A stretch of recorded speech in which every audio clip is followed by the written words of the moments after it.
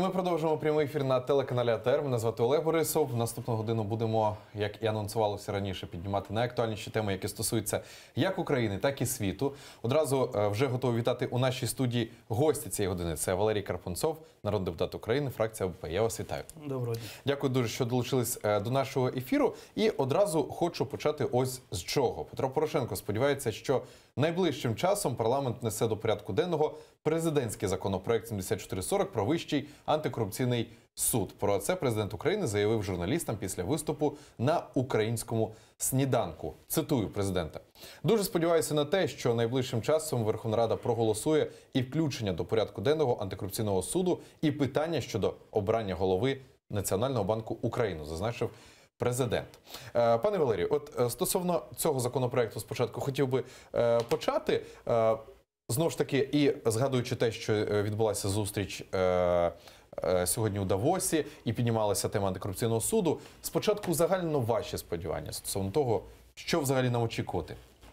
Ну, все ж таки, я сподіваюся, що очікувати прийняття закону, але закону зваженого, закону, який би відповідав би і вимогам сьогодення, в першу чергу, вимогам суспільства, і вимогам законодавства, нашого національного законодавства. От, тому що, якщо ми приймемо акт, який буде не відповідати Конституцію, з великою ймовірністю ми отримаємо підписи частини народних депутатів про визнання, подання до Конституційного суду щодо визнання неконституційним його.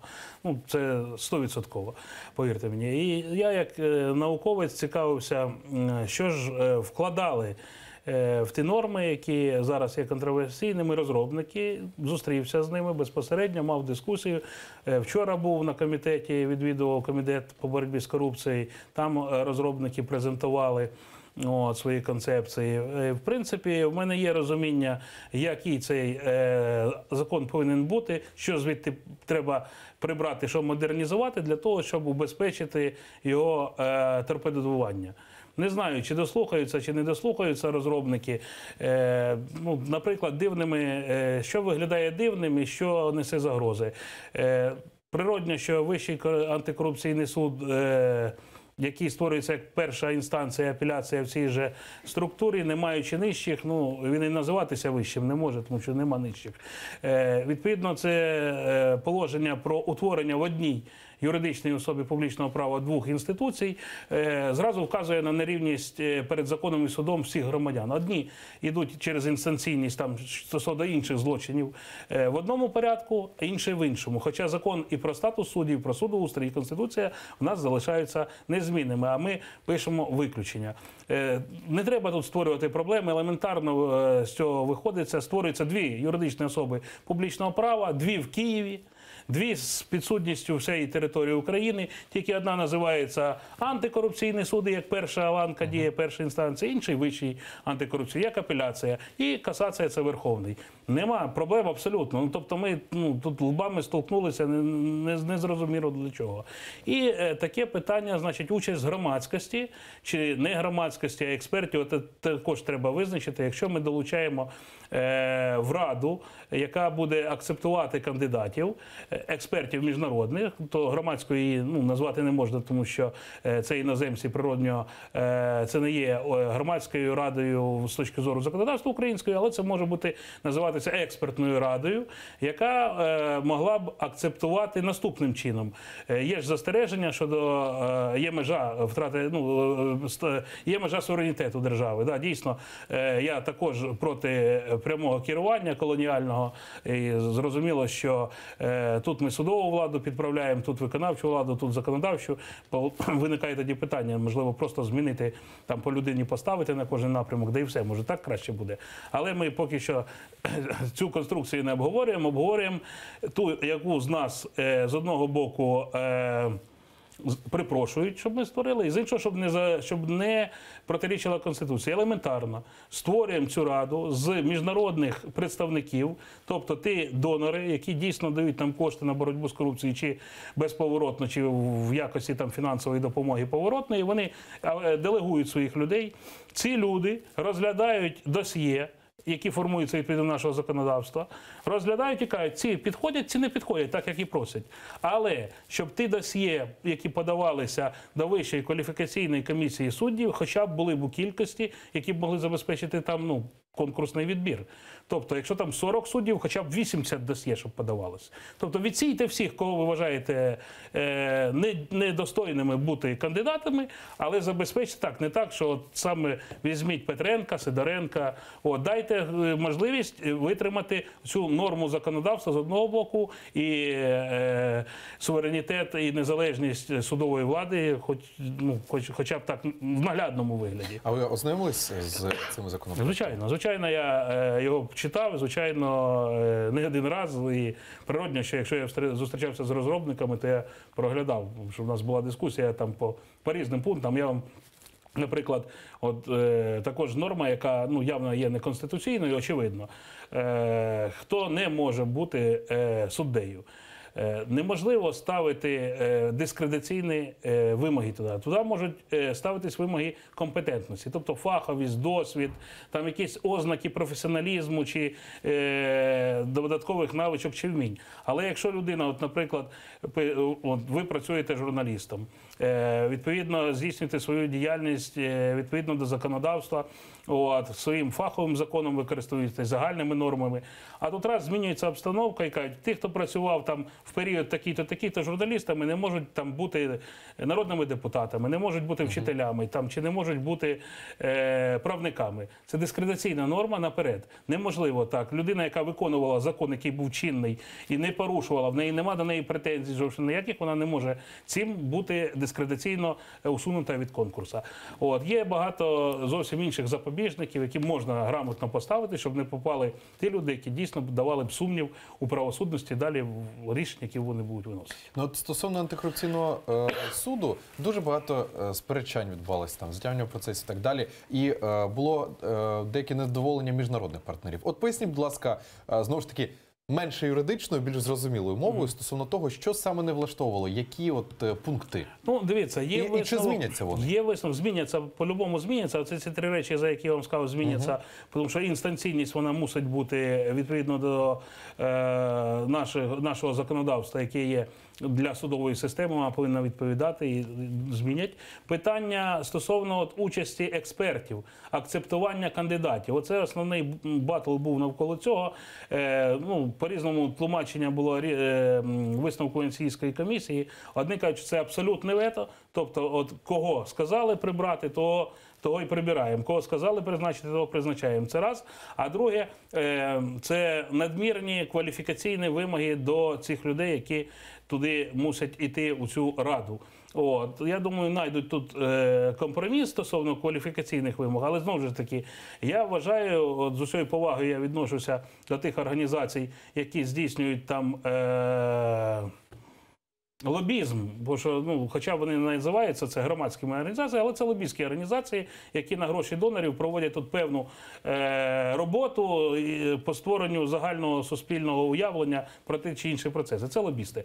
У нас немає просто закону цього фахового, тому вони можуть називатися там громадськими організаціями, інститутами, ще якимось. Але ми з тим. І в більшості, при всій повазі до них, вони себе там не побачили, розумієте? І тому піднявся такий, якби, хвиля. Але вони мають доступ там до посольств, до міжнародних таких інституцій, вони їх переконують, що саме їхня повинна бути модель.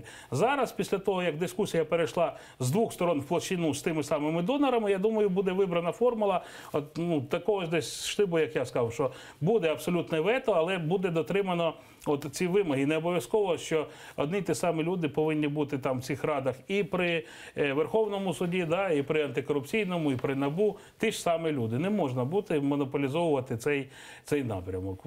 Будь-яка монополія, вона веде до зловживань. Чи то влади монополія, чи то навіть громадських організацій. Політичні експерти кажуть, що створення антикорупційного суду у зв'язку з тим, що затягується в зв'язку з тим, що його створення боїться. На вашу думку, хто його створення боїться? Озвучте, будь ласка. Звичайно, у нас держава, бачите, на жаль, попри там прогресивне законодавство, перше в Європі, чи такі новели в нас, які в світі немає по боротьбі з корупцією, по утворенню таких інституцій, як там НАЗК, НАБУ, ми створили ДБР, тобто постворювали те, чого немає в світі. Але дивимося на рейтинги, як котилися ми вниз на нижчі показники по боротьбі з цим суспільним явищем корупція, це не біда навіть, це суспільне явище, рушій усіх процесів. О, так і котимося. Ще й, ну, і економіка туди нас докатує. Сміялись з Гондураса, ми вже по ВВП нижче Гондураса. Чому? А питання, можливо, ну, трошки по-іншому треба до цього підійти, не страхати більше, заганяти, а зробити такі умови, де всіх поставити, ну, якби в рівні правила. Ми ж коли за кордон приїздимо, ми ж їхні правила виконуємо і нормально, і погоджуємося. Так само і тут. Провести те нульове декларування. Спочатку серед там топ-чиновництва.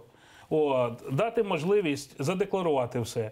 Відповідно, це буде інструмент, який вже можна там на наступний рік порівнювати автоматизовано і казати, є незаконне збагачення чи нема. Тому що, повірте мені, як правнику, досить з гарним досвідом і фахом, от сьогоднішня ситуація з деклараціями, з НАЗК і навіть з НАБУ, і з прокуратурою стосовно притягнення до відповідальності за незаконне збагачення, це вибірковість порушення кримінальних проваджень проти неугодних і нульовий вихід по вирокам буде. Тому що немає відправної точки. Будь-хто може сказати, що це кошти там дідусів, бабусів, там з весілля подарували, там ще з 5-10 і дослідити ці речі неможливо. Да, можливо взяти за 10 років останні, там 20, коли там коди ввели, і сказати, що ось дивіться, але ну, життя ж почалось у людей набагато раніше. І це просто ми дуримо. Не те, що один одного, а громадян ми дуримо. Зробити треба нульове декларування. Спочатку, я ж кажу, тих, кого вимагає суспільство, топ-чиновництво, потім нижче опуститися, з перспективою зробити це для всіх громадян України. Тому що, якщо ми всі виконуємо, то всі мусимо жити по одним тим самим правилам. Чи то чиновник, чи то громадянин, чи то високопосадовець. Закон же ж для всіх один повинен бути. А в нас, бачите, закон один для всіх, відповідальність різна. Хтось її має, а хтось уникає. Розумієте? Вибірковість. Її треба прибрати. Але все ж таки, чому так довго тягнеться справа зі створенням антикорупційного суду? Тому що навіть ЄС вже тиснув. Тому що більшість від часу незалежності України у нас йшло розграбування нашої держави. І дійсно ті статки, які є у багатьох людей, які чи то чиновники, чи то олігархи, вони логічного пояснення не знайдуть. Навіть, знаєте, є вислів, що за перший мільйон не питайте, а далі відчитають за кожну копійку. Тут навряд чи за половину відчитаються, на жаль. У нас політизована політика, олігархізована політика.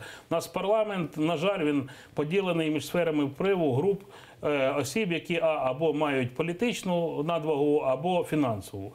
Коли ми звідси приберемо з цієї системи координат політику, а політика, економіка і все інше – це наслідок політичної діяльності, то тоді буде толк. А так ми, знаєте, як казав мій дідусь покійний, ми киткою прикидаємося, що так, а реально не хочемо, ви праві. Немає політичної волі на швидке створення там, чи на швидке просування. Пане Валерію, долучаємо до нашої розмови Олександру Устінову, член правління Центру протидії корупції, телефоном. Пані Олександро, вітаю вас. Доброго дня. Дякую дуже, що долучились до нашого ефіру. У нас мова йде за антикорупційний суд. Спочатку, продовжуючи тему, яку ми піднімали у студії, спочатку ваша думка узагальна стосовно того, що заважає тому, аби якнайшвидше створили антикорупційний суд, а потім ми вже з вами перейдемо до деталей. Давайте говорити відверто. Єдине, що зараз заважає створенню антикорупційного суду, це персональний страх топ-керівництва країни, що реальні корупціонери почнуть сідати за грати. У нас зараз більше 400 справ, які веде Національне антикорупційне бюро, з них більше 100 у судах. І, як ми бачимо, на жаль, по ним немає взагалі вироків. Мало того, більшість цих справ зараз іноді роками лежать в судах без розгляду. Сьогодні, наприклад, відпустили абсолютно під особисте зобов'язання одного з топ-керівників, знову ж таки, державного органу. Коли в нас керівництво заводів, яких підозрюють в тому, що ставлять непрацюючі мотори на танки, відпускають під заставу меншої вартості їх годинників, це неприпустимо. І зараз, звичайно, керівництво країни чудово розуміє, якщо буде створений антикорупційний суд, незалежний антикорупційний суд, то ці люди почнуть реально сідати за грати, а не виходити під смішні застави. Так, долучайтеся з розмови. Ну, що б хотів я сказати, дійсно хотілося, щоб все ж таки правосуддя було незалежне, але знов-таки, щоб ми не перейшли до вибірковості. Не так уже там роками лежать ті справи НАБУ. НАБУ недавно працює в нас. Вибачте, будь ласка, в нас справи з того, що ми моніторимо, ми бачимо по 1,5 роки, іноді деякі лежать взагалі без розгляду.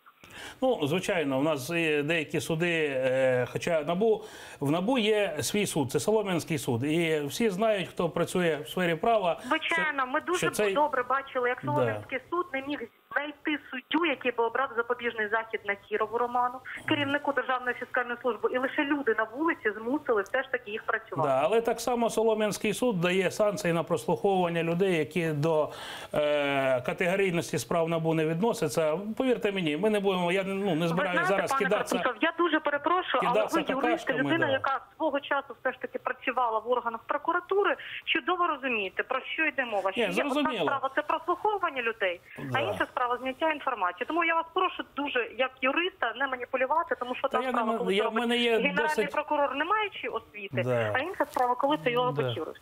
Повірте мені, що у мене достатньо фахової кваліфікації навести досить серйозні приклади, але це не в сьогоднішньому ефірі. Я знаю, про що я кажу.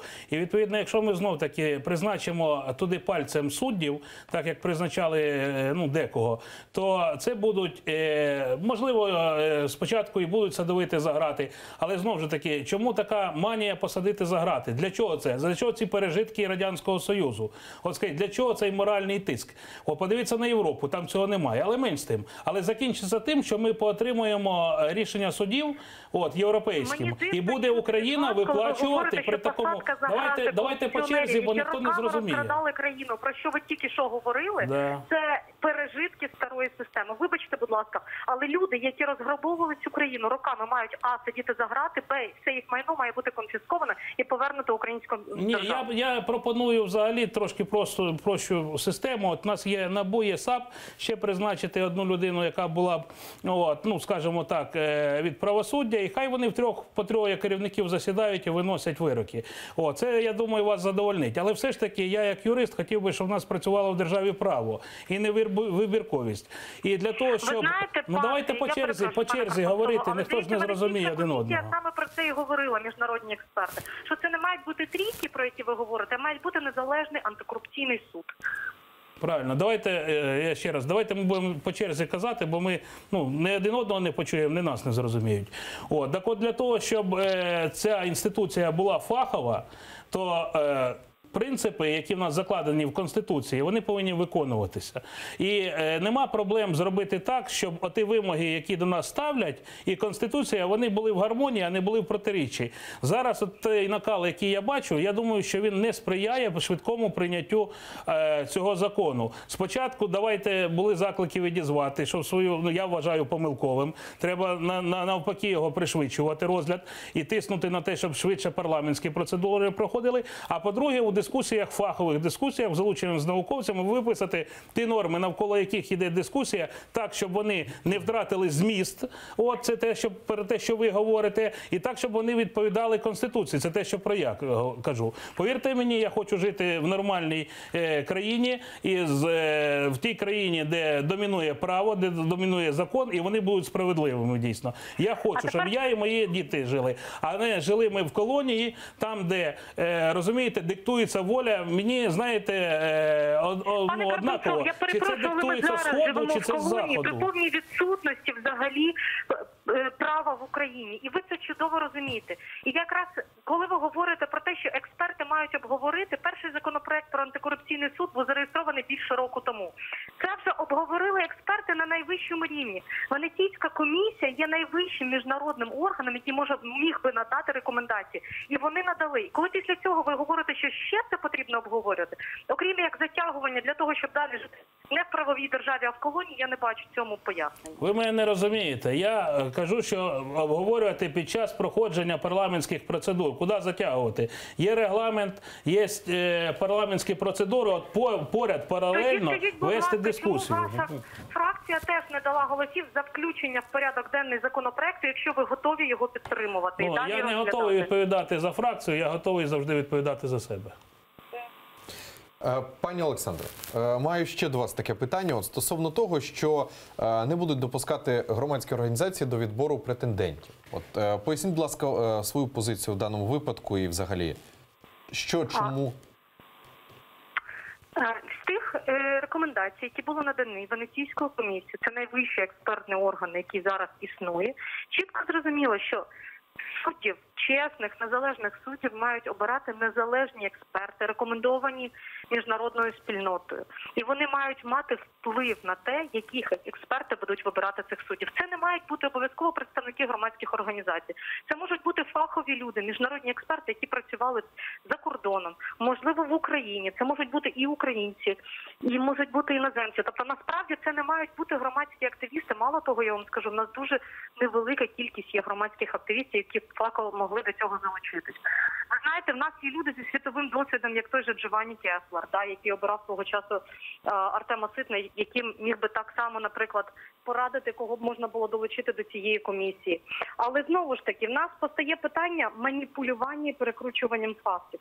Що там хочуть бути лише якісь або активісти, або там, не знаю, якісь там міжнародники, і український народ має сам собі обирати. Ви знаєте, це маніпуляція. Ми вже бачили вибори до Верховного суду, коли 80% старих корумпованих суддів пройшли в новий так званий реформований суд.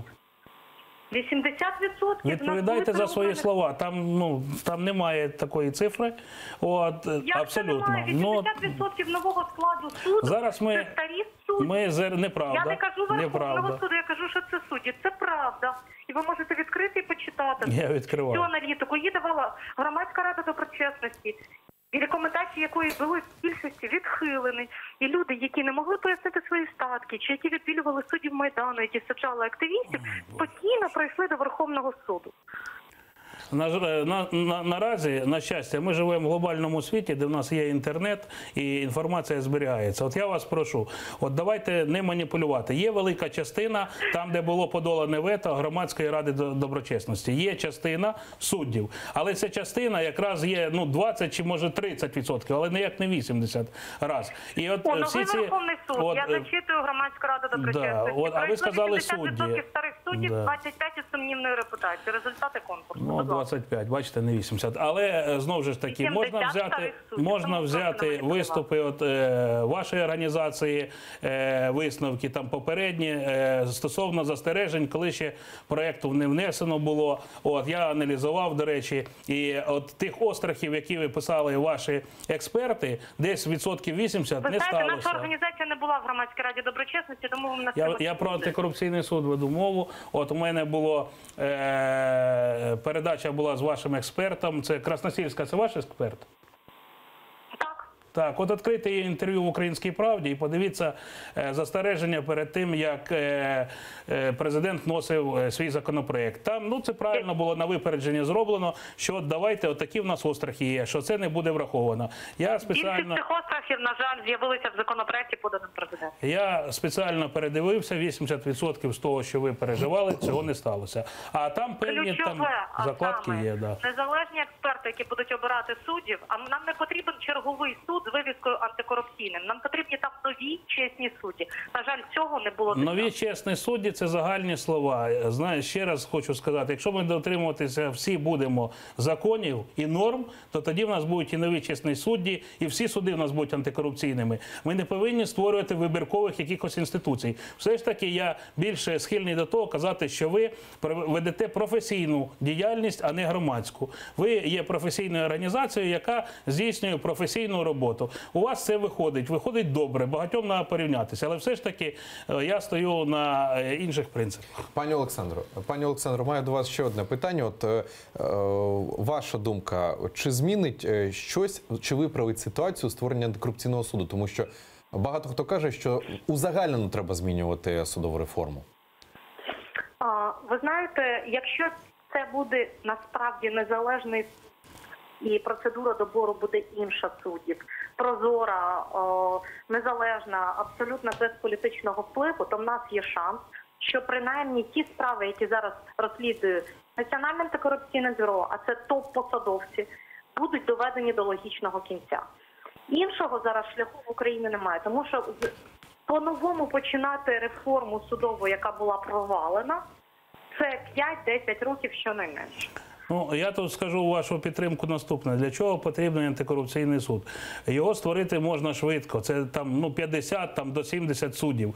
Якщо ми зайдемо в цю теорію, що ми робимо всю реформу і, в принципі, це все буде колись, але це буде через 2 роки. Це дійсно, ми зараз тільки Верховний суд закінчили, і те, бачите, скільки є претензій. На ньому можна і закінчити. Да, а там ще апеляції, перші інстанції, це буде довго, досить раз. Але от я, щоб по-доброму порадив би формувати громадську думку, все ж таки, щоб не дивувалися, коли ми зробимо чесний антикорупційний суд, що будуть виправдовувальні вироки. Повірте мені, я знаю досить чимало фактів про досить неналежного рівня зібрані докази і тим же Національним антикорупційним бюро. І треба не боятися сказати, що да, будуть десь виправдовувальні, але будуть і вироки справжні, замість того, що в нас зараз нема ніяких. Розумієте, цього не треба боятися. А то ми боїмося те, що там розсиплють усі справи, і те, що дійсно треба притягати, і те, що там були досить або поспіхом зібрані докази, або будуть адвокатами визнані неналежними завдяки суспільному розголосу і зайвої уваги, коли адвокати будуть використовувати записи телепередач, там, де політики, чи радники, чи ще хто руйнують своїми виступами доказову базу. От просто треба готувати суспільну думку і не боятися виправдовувальних вироків. Не боятися. Пані Олександро, Ви знаєте, я точно не боюся. Та ні, не про вас же ж мова Мене не йде. треба цим лякати. Нам Та потрібен при чому суд тут ви? Я незалежний, говорю за головне. суспільство, формування суспільної думки. Пані Олександро, маю до вас ще одне поточнення. От ви сказали про те, що треба створити незалежний та прозорий антикорупційний суд. Але у наших реаліях саме зараз те, що маємо. Чи можливо, на вашу думку, створення саме незалежного антикорупційного суду? Звичайно, якщо відповідний закон буде проголосований в Верховній Раді, не той, який був поданий президентом, а зі змінами, коли процедура добору суддів буде іншою. І коли експерти матимуть не дорадчу функцію, як це було при виборі до Верховного суду, яку потім можна подавати більшістю голосів Вищої кваліфікаційної комісії суддів, а будуть мати вирішальну. Про що говорять всі міжнародні експерти, експерти Венеційської комісії, Міжнародний валютний фонд, Світовий банк і інші.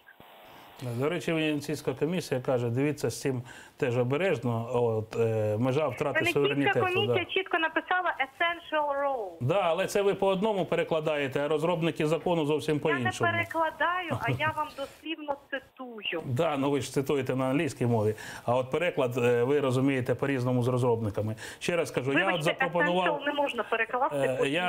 Я сказав формулу, своє бачення. Тобто, абсолютно право оцієї ради з міжнародних експертів добирати чи ветувати тих людей, яких би не хотіли, до яких є претензії, але хоча б, щоб був конкурс, а не навіщо тоді у нас система створена, система законодавства, і в нас є порядок відбору суддів. Давайте, ми призначимо Центр протидії корупції тими, хто буде говорити, хто буде суддями, да і все, без нічого. Я вас прошу не маніпулювати. Ні, як приклад кажу. Так ви ж, Так от дивіться, так отак виглядає. Моя конструкція досить проста. Дати право цим експертам, до яких є довіра, відібрати необхідну кількість кандидатів, до яких не буде претензій, взагалі не буде, але щоб їх було стільки достатньо, щоб між ними був конкурс хоча б. Пані Олександро, дуже дякую вам за те, що долучилися до нашого ефіру. Дуже дякую за те, що долучилися до цієї дискусії оперативно. Олександра Устінова була на прямому зв'язку з нашою студією, член правління Центру протидії корупції. Продовжуємо розмову. Пане Валерію, спочатку хочеться і від вас також почути. Олександра більш розлого відповіла на питання стосовно створення незалежного суду. Чи можливо воно? І від вас, будь ласка, короткий коментар стосовно того, чи бачаєте ви зараз створення незалежного та прозорого антикорупційного суду? Коротко. Можливо, ми в глобальному світі живемо, і комунікації такі, що інформація досить швидко поширюється. І чогось затаїти в мішку голки досить важко. Можливо. Але знову ж таки треба визначити правила, які будуть сприйняті суспільством, да, і відповідати Конституції і тим вимогам, які до нас ставлять міжнародні інституції. Це можна. А далі взагалі йти до того, що для всіх однакові правила робити, а не виключення. Цей суд – це виключення, на жаль. Але ми в таких умовах. У нас, на жаль, ще раз повторюсь, корупція – це суспільне явище. Це рушій всіх процесів. Тобто, ну, можливо, звичайно, що закон буде трансформований, це ж тільки поданий до другого читання, він дійде з масою правок і надіюся, що він буде в тому вигляді, який запрацює. Тобто ми можемо зараз списи ламати один з одним там, чи з іншими візаві нашими, але на кінці буде законопроект чи закон неконституційно, очевидно неконституційний, і повірте мені, що знайдуться ті підписи, які будуть подані, повірте мені. І великий соблазн буде. А треба всі ці ризики мінімізувати, зняти і зробити такий акт, який буде і робочим, і визнаний дійсно, що це крок вперед України, черговий, нереальний, такий, як ні в кого немає. Ну, ми ж до цього обговорювали, що у нас законодавства такого в світі нема. І який дасть результат. Бо, на жаль, поки що результату в нас немає. Дивіться, в нас скільки років вже, пару років працюють ці інституції, а ми скочуємо далі униз в всіх цих рейтингах. Звичайно, підслідність. От ми не обговорили, і я підтримую тих фахівців, які кажуть, що треба підправити. Там нема декларації, але там є речі, які там незрозумілі, пов'язані там наркотики, зброя. Звісно, що з деклараціями це потрібно віднести під підсудність антикорупційного суду справи, які пов'язані з деклараціями топ-чиновників. Там є обмеження стосовно суми, це 850, для того, щоб не завалити ці суди, як теж кажуть, критикують справами мілкими, бо, повірте, зараз же ж декларації мільйони. І також, такі робота НАЗК критикується зараз все. Для мене не зрозуміло, чому ми маємо таку низьку частину перевірених декларацій. Це якщо перше декларування, да, зрозуміло, а якщо друге, третє вже йде, це ж елементарний фахівець у ІТ зробить програму, яка буде автоматом порівнювати декларації, і автоматом видавати. Тут все нормально, а тут гляньте ще очима, тому що є сумніви в машини. От глянули очима і сказали або да, або ні, або в НАБУ передали, або ще кудись. Коли, на вашу думку, може вже розглядатися у Верховній Раді? На осінь. Я так дивився з такими темпами. Темпи не досить швидкі. Я дійсно бачу, що він просувається повільно. Хоча от зустріч зараз з Лагард пройшла зустріч президента, там з іншими колегами, міжнародними організаціями чи колегами, я маю на увазі президентами, можливо, вже зараз відбувається зустріч нашого президента. І міністр фінансів змінив думку, я дивлюся там і все. Я так розумію, що будуть пришвидшувати, і президент буде пришвидшувати прийняття, то, можливо, ми і в коротші строки вліземо. А при той ситуації, яка була при подачі, і при тому, що його не внесли в порядок денний, в мене, знаєте, такі песимістичні були стосовно швидкості. Зараз, можливо, якогось, як казав колись Віталій Кличко, що в нього є волшебний пендель, може дадуть, да буде швидше. Ще один законопроект хотів з вами обговорити. Зачитаю. До Верховної Ради подано законопроект, у якому пропонують звільнити чиновників від кримінальної відповідальності за набуття або передачу іншим особам статків, походження яких вони не можуть пояснити. Автори цього законопроекту Олександр Кірш та Олександр Данілін від Народного фронту, а також Геннадій Чекіта та Андрій Шинькович від БПП. Оскільки законопроект викликав увагу ЗМІ, то депутати від Народного фронту Владислав Данілін і Олександр Кірш відкликали свої підписи під законопроектом. За словами Даніліна, він відкликав свій підпис під законопроектом з метою приведення його положень до вимог Конституції. А от народний депутат Олександр Кірш у своєму блозі написав, що не змінив позицію і підтримує зміни до Кримінального кодексу, прописані у законопроекті, але змушений відкликати голос, зважаючи на суспільний резонанс. Ваша думка стосовно цього законопроекту? Тут може бути дві сторони медалі, да? Є професійне пояснення, а є суспільна думка. Да?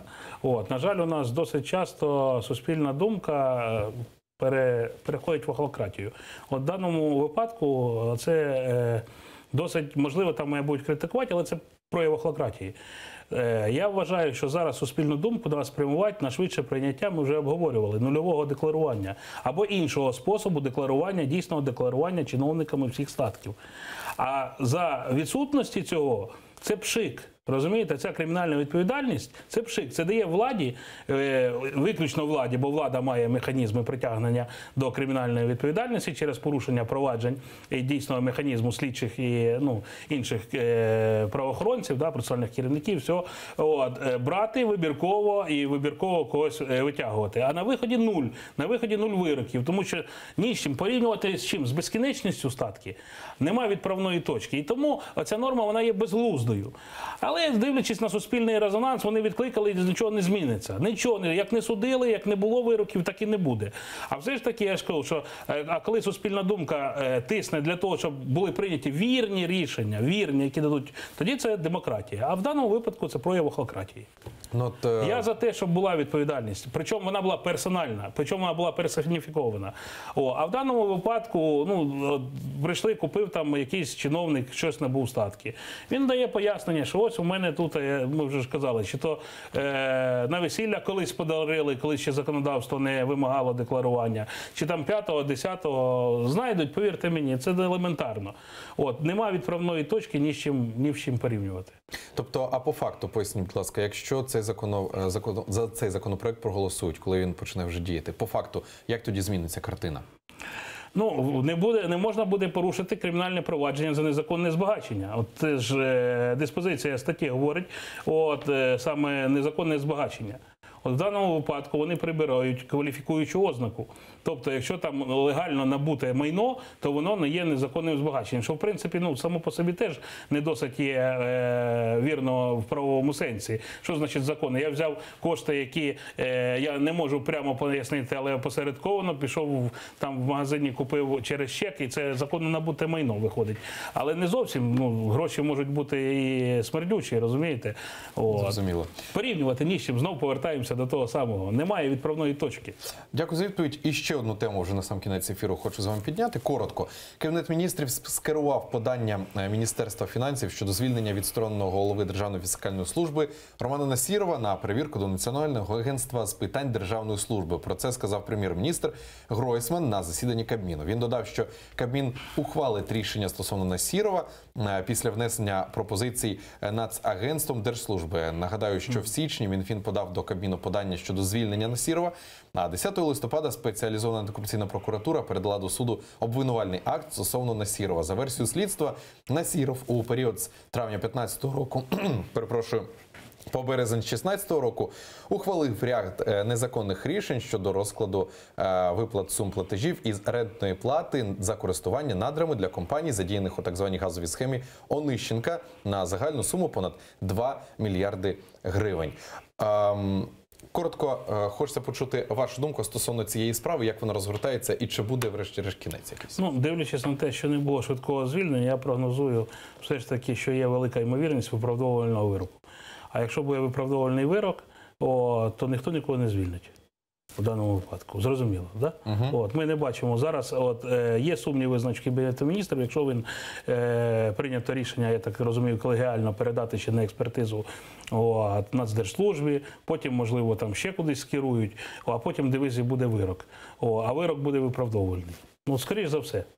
Тому що якби, очевидно, були протиправні дії вчинені там Насіровим, то вже було б звільнення давно. А так є сумніви, наскільки я розумію. Чому ми у таких гучних справах не бачимо вироків? Я вам скажу, це проблема, знову ж таки, охлократична. Правоохоронні органи повинні робити в тиші, так само, як і банки. Вони повинні збирати доказову базу, збирати її кропітко. Ясно, що журналістам цікаво, вони будуть все рівно дізнаватися, шукати все. Але одне діло, коли виходить слідчий чи процесуальний керівник і озвучує факти, докази, і вони це, знаєте, як ото гарбуз у попелюшки. Бах, зразу ж ця карета перетворюється на гарбуз, доказ перетворюється в нікчемний доказ. І потім в суді, звісно, адвокати вміло керуються цим правом знівелювати доказову базу, визнати їх такими доказами, які є нікчемними, неналежними, і ми маємо виправдовувальні вироки. От і все. Все ж таки треба перестати битися в площині правоохоронних органів. Всі вони діють на гроші платників податків. Всіх одна завдання – протидія, боротьба, упередження злочинності. Чи то корупція, чи то вулична злочинність. Немає різниці. Мені не важливо, щоб вони були на телевізорі. Мені важливо, щоб я вийшов в Дарницькому районі, пішов там на ДВРЗ, і мені там голову не проламали за мій телефон чи мої мешти. Розумієте? А це мені важливо. Дякую дуже, пане Валерію. Будемо вже завершувати. Ефірний час добігає кінця. Валерій Карпунцов, народний депутат України, фракція БПП, був гостем цієї години у нашій студії. Одразу хочу сказати, що наступної години гостем цієї студії буде Борис Тізенгаузен, експерт з управління репутацією. Піднімемо з ним також найважливіші питання, які стосуються як України, так і світу. А за 5 хвилин в ефірі АТР новини Заман. Залишайтесь з нами.